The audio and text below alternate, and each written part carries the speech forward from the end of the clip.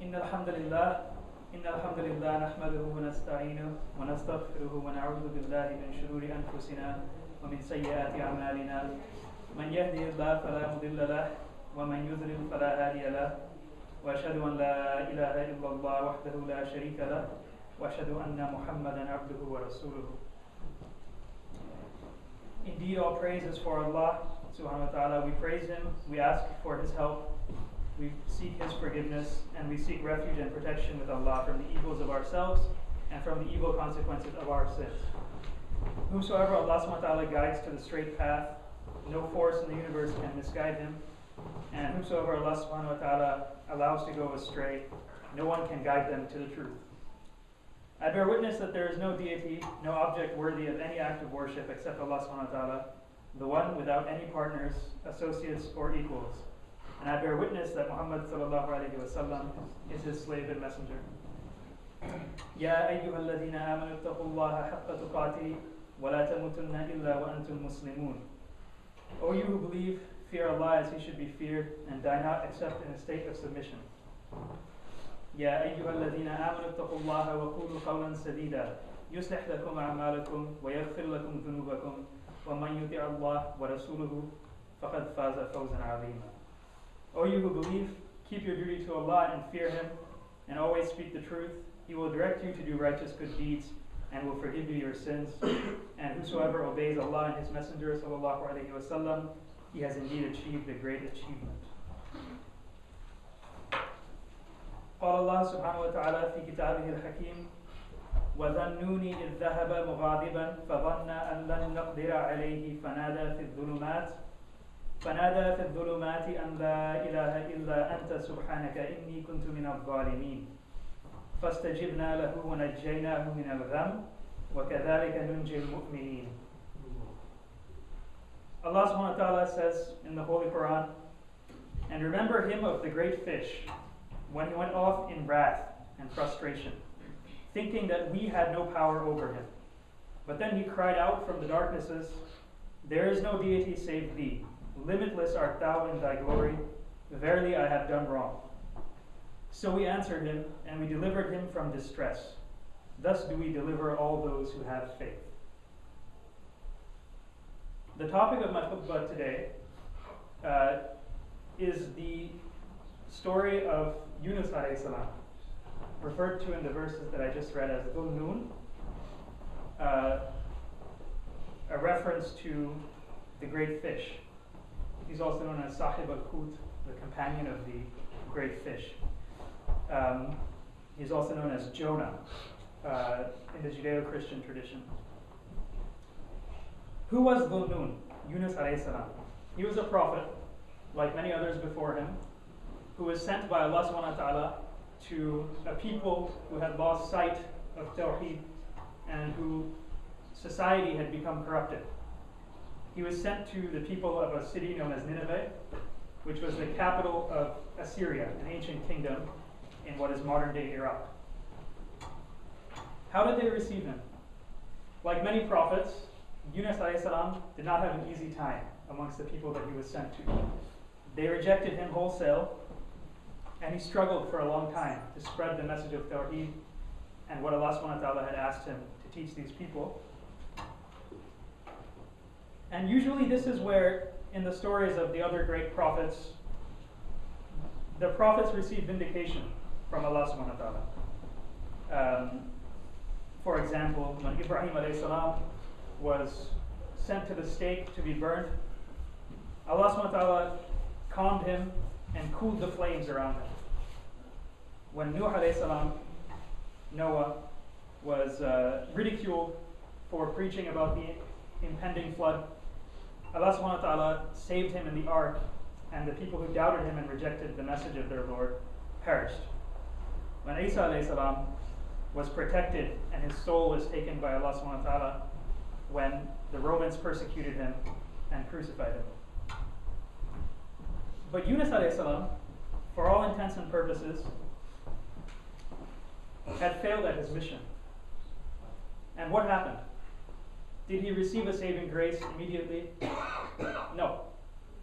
Did his people come around Did Allah subhanahu wa ta'ala send a miracle immediately to help them see that he was right?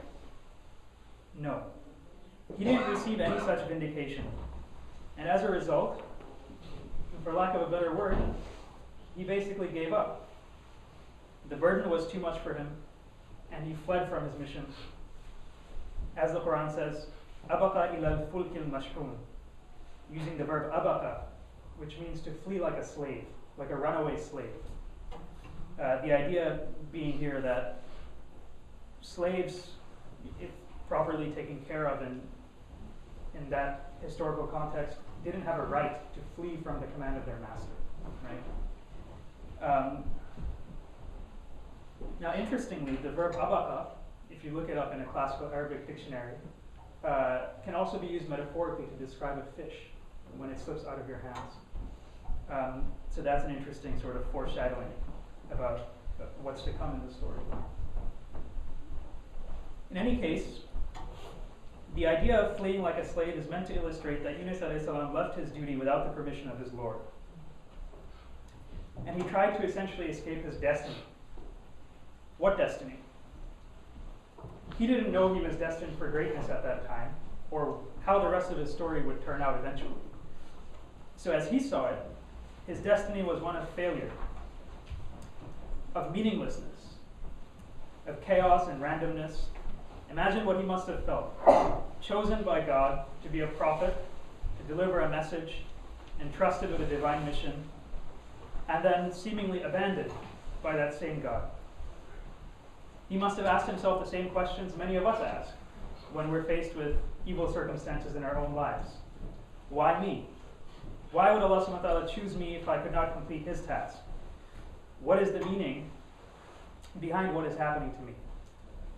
What should I do? Unlike the other prophets, for a time he received no answer. And so he fled. Here there's an interesting parallel from the life and story of our prophet, Muhammad sallallahu alaihi wasallam, and his experience with the residents of the city of Taif, where he attempted to go and preach, but was brutally and viciously rejected. We all know the story. Children stoned him until he was bleeding so much that his sandals stuck to his feet. On his way back from Taif, the Prophet ﷺ meets a man who tells him that he hails from this city of Nineveh. And the Prophet ﷺ tells him that, oh, surely you must know of Yunus alayhi salam. He and I are both prophets. We have been sent with the same message. So this is an interesting parallel, because the Prophet ﷺ also didn't receive immediate vindication of his message. And he also faced similar sorts of harshness. In any case, in his desire to escape, Yunus alayhi salam, as we know from the story, physically left Assyria and boarded a ship set to sail. But once on board, a violent storm overtook the vessel, jeopardizing the security and the well-being of all on board. As was the custom amongst the sailors of the time, they believed that one of them had brought a bad omen, or essentially bad luck, upon the ship, and so they decided to draw lots to determine who this was and how to sort of remedy the situation. Yunus alayhi salam drew sort of this special lot 3 times in a row, and each time he was marked as basically the cause of the problem, of the stormy situation. So he was tossed off the edge of the ship, and he did this willingly, and amidst the raging storm into the darkness of the deep. So far, we see that how even though Yunus alayhi salam tried to escape his destiny, Allah subhanahu wa ta'ala, one of his names is Al-Jabbar, the compeller, compelled him to be thrown into the sea, wherein he had commanded a gargantuan fish, which came cleaving the waters, to swallow him up and carry him down to the bottom of the sea. Here the commentators have sought to explain, when Yunus alayhi salam called out to his Lord in the verse that I had just read, إِذْ نَادَى ظُنُّونِ فِي الظُّلُمَاتِ, why is it that he called out from the darknesses? That is, why is the word dhulumat used multiple darknesses instead of just dhulm, from the darkness? And there are several explanations. They range from, for example, darkness is used to emphasize the extent of the darkness. So it's a rhetorical exaggeration, what's known as mubalagha. Others have pointed out that it refers to the darkness inside the belly of the fish, itself being enveloped in the darkness of the ocean floor, followed by the darkness of the night above the ocean, a night with even the stars blotted out by thick, ink-dark clouds. Others say, and I sort of like this one, that perhaps a larger fish had swallowed the smaller fish that swallowed Yunus alayhi salam, and so it was a darkness within darknesses. In any case, what does this darkness represent in the story? Aside from its literal meaning, darkness commonly refers, as opposed to light, which refers to knowledge, to ignorance. But here I think it represents confusion, uncertainty, a lack of resolution, especially combined with the depths of the ocean, depths which are difficult to plumb, which light itself cannot penetrate into. And you've seen this if you ever go to the ocean on a rainy and windy night. You see how the horizon between the sea and the sky becomes very murky and difficult to distinguish. Now imagine yourself in the water, caught in a riptide, tossed from mountainous waves, an insignificant speck of mere sea foam, rain lashing you from above, water from all around, darkness wherever you look. I mean, you and I would be completely confused and disheartened, completely disoriented. It makes me just nervous thinking about this situation. In this sense, Yunus alayhi salam, his time at sea represented the culmination of the exteriorization of his internal state, right? So on the inside, spiritually, he must have been confused, in a state of despair, disoriented, angry, frustrated. And the raging of the storm kind of symbolizes that coming out, coming to the fore. The fish then, although it was a trial, and we usually think of, oh, his great trial was that he was swallowed by this fish, can also be seen as a sort of saving grace. After all, it safely secures Yunus alayhi salam, and at least begins to move him in a constant direction. Any direction, but a constant direction. So he's no longer being tossed through these waves in the dark. Even though the direction is downward, this is not a downward spiral, right? How we say in English, someone's in a downward spiral. The downward movement can be seen as a movement toward the self. As Yunus alayhi salam moved away from the ship, land, his society, he moved inward toward the earth, but also toward his own self. In darkness and silence, his eyes were perhaps blinded, but in the belly of the fish, he had a tranquility and quietude that allowed him to reflect on himself. It was from the depths of this silence and under the blanket of these darknesses that he cried out with words that are now immortalized in the Quran, right? Hundreds of years ago, maybe even thousands of years later. We know the exact words that he said. La ilaha illa anta subhanaka inni kuntu min adh-dhalimin. This is a very popular dua, and I recommend that everybody memorize it. It's very easy to memorize. It's worth taking a few moments here to pause and think about this and the meaning and wisdom in it. First, Yunus alayhi salam doesn't say La ilaha illallah. He doesn't say La ilaha illahu. He refers to God in the second person singular, anta, reflecting a deeply personal form of address, right? This is beautiful insofar as Yunus alayhi salam is removed at this point from everything, all trace of humanity, civilization, at the bottom of the ocean, right? By some standards, this is more remote than outer space, right? I mean, you have oceanographers talking about how, we just can't see what's at the bottom of the ocean. We can't go that far. The pressure is too great. We know less about the bottom of the ocean than we do about stars that are, light years away. Because we can observe those things and their effects. And yet, indeed, at this time, he's closer to God. And God is closer to us than our own jugular veins.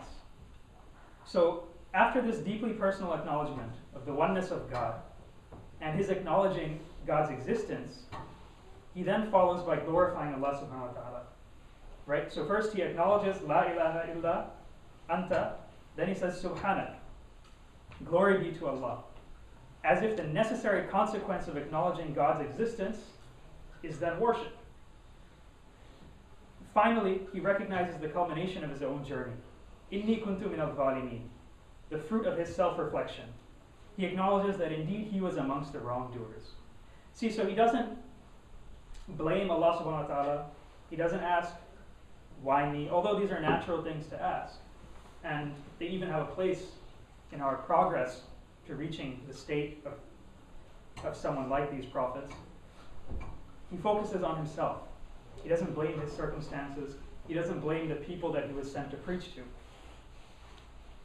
The Quran then continues, فَاسْتَجِبْنَا لَهُ وَنَجَّيْنَاهُ مِنَ الْغَمِّ كَذَلِكَ نُنْجِي الْمُؤْمِنِينَ. So we answered him and delivered him from his gham. Here meaning sadness, but not like huzn, which is another word in Arabic for sadness. Some of the scholars have said huzn refers to a sadness which has an identifiable cause.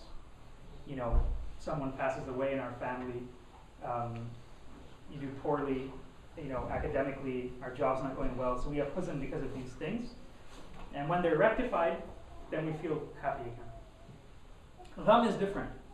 Gham is more akin to despair or hopelessness.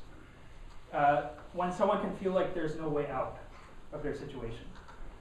For Yunus, this was both physically true, in a fish at the bottom of the ocean, in the tempestuous sea on a dark and stormy night, but also a spiritual dead end, so to speak, that he had faced. But Allah subhanahu wa ta'ala tells us he delivered Yunus alayhi salam from this state of despair, this gham, and this was, more significantly I believe, in Yunus alayhi salam's being forced to recognize his Lord, being compelled under the circumstances to recognize his Lord, worship him, and acknowledge his own wrongdoing. This was his true salvation, I believe, even more so than actually being saved from the belly of the fish and being returned back to land. Because this, if you read the story, is sort of the arc of the narrative, and everything afterward is downhill,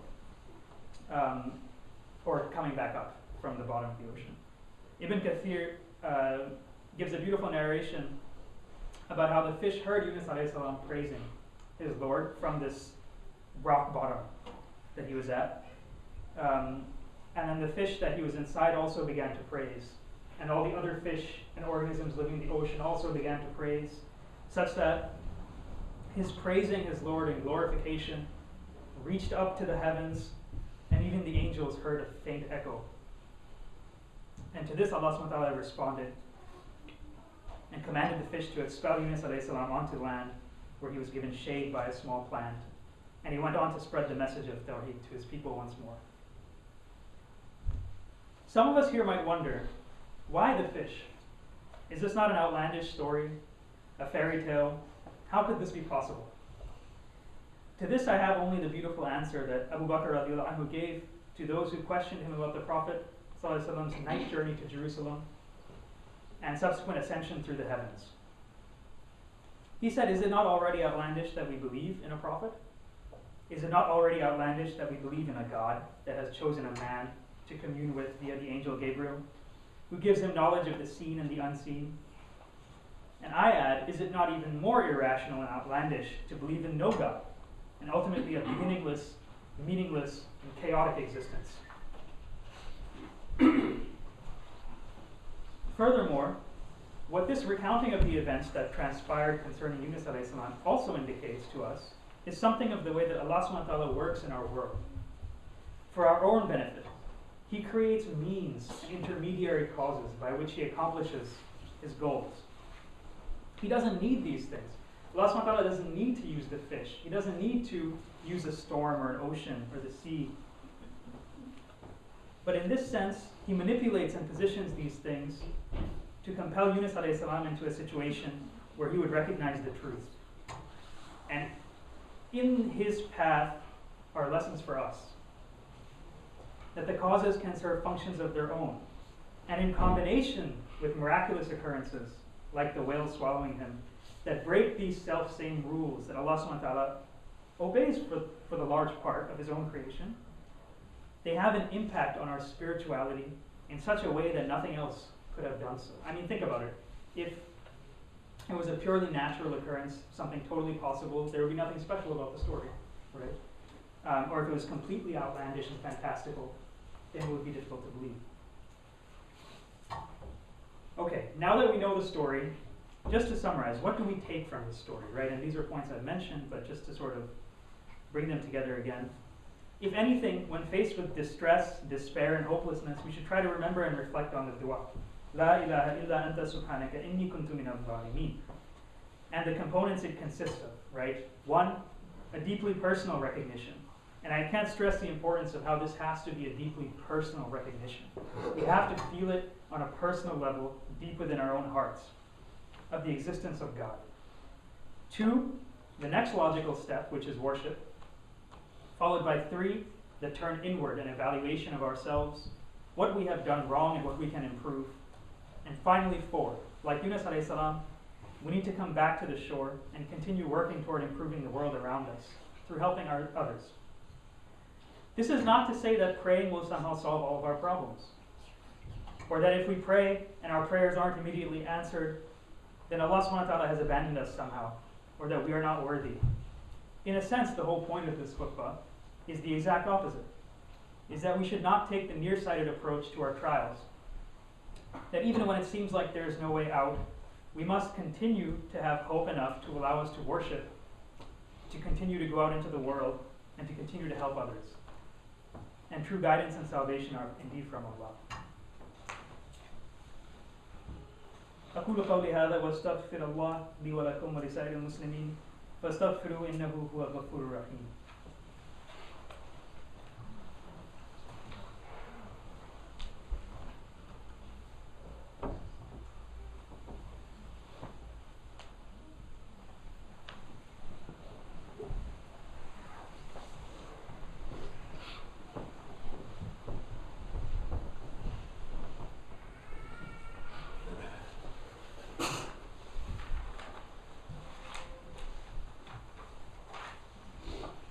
Alhamdulillah, wa salatu wa salam ala rasulillah wa ala alihi wa sahbihi wa man wala. Obviously, many of you are aware of the tragic events that have transpired in the past several days. Here I am talking about the sad and tragic killings of Dia Barakat, Yusuf Abu Salha, and Razan Abu Salha in North Carolina. Our prayers go out to their families, and we pray that Allah subhanahu wa ta'ala gives them peace and tranquility. Sometimes it feels like we as a community have been tossed into the sea like Yunus alayhi salam. Whether it's in the news about ISIS, other such groups wreaking havoc in the world in the name of Islam, or it's incidents like these, where we see evil outcomes happening to good people. Sometimes we ask ourselves the same questions. Why? How could Allah subhanahu wa ta'ala allow this to happen? I want to stress again, it's natural to ask these questions. It's natural to feel this way and to ask these things. We are not prophets, and nobody is saying that we must become them. But although these questions are natural, and even perhaps therapeutic, we cannot become stuck on them. The prophets are, at the end of the day, models for us, and in this is guidance. Guidance that we could not have found on our own. So perhaps we could strive to embody the ideals they represented: patience, forbearance, and tranquility in the face of adversity. We should be careful of traps that will hold us back and keep us in negativity. And I speak from personal experience. Facebook debates, YouTube comments, hashtags, arguing with people on the internet in real life about motives, identity politics. There is no benefit in any of this. All of these things do a disservice to the memory of those human beings, students, husband, wife, siblings, somebody's children who were so brutally killed. If we have to discuss these issues, we should perhaps wait. Not perhaps, we should wait. And lest they become mere political chips in a game of egos and identities. We often feel like we are helping the ummah by engaging in these debates and discussions, but at the very least, we should wait. Too often I have seen the Muslim community erupt in outrage and argument about various things, and while critical discussion is often good, many times it becomes about boosting one's ego and rarely does any other good for the community as a whole. The least we owe these people and their families is a semblance of decency and respect. How then should we deal with our emotions during such trying times? I think we should make all the more frequent dhikr of Allah subhanahu wa ta'ala, as Yunus alayhi salam did from the bottom of the sea. We should remember our worship and our duty to glorify Allah. And I speak to myself before all others. We should turn inward and see how we can improve ourselves, and outward and see how we can carry on the legacy of people like Dia, Yusr, and Nazan by helping others. Perhaps we should learn about the charity that they had helped set up. Perhaps we too can go abroad and volunteer to help others in need. Or even right here down the road in places like Trenton, where the need is just as much. Or even closer on campus, we can offer a kind word, a smile to a stranger, or just sit and listen to a friend in need. Listening does so much more than we can imagine. You don't even have to say anything. Above all, be kind, and patience, guidance, and deliverance are all from Allah subhanahu wa ta'ala. اللهم اغفر للمسلمين والمسلمات والمؤمنين والمؤمنات الأحياء منهم والأموات إنك سميع مجيب الدعوات عباد الله إن الله يأمر بالعدل والإحسان وإيتاء ذي القربى وينهى عن الفحشاء والمنكر والبغي يعظكم لعلكم تذكرون أقيم الصلاة. الله أكبر الله أكبر أشهد أن لا إله إلا الله أشهد أن محمد